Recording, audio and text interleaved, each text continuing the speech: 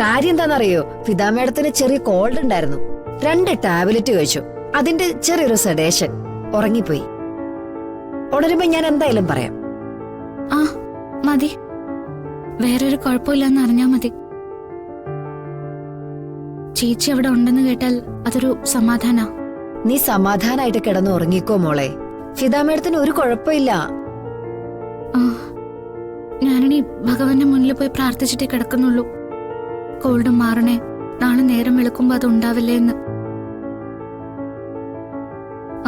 ഞാൻ പ്രാർത്ഥിച്ചോളാം ചേച്ചി. ചേച്ചി മാഡത്തിനോടൊന്ന് പറയണേ. ആ ശരി.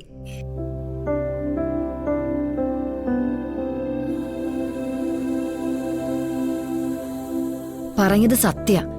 ചെറിയമ്മയുടെ തീരെ ചെറിയ കാര്യങ്ങൾ പോലും അവളുടെ മനസ്സിനെ തൊടുന്നുണ്ട്. വല്ലാത്തൊരു യോഗമാണ്.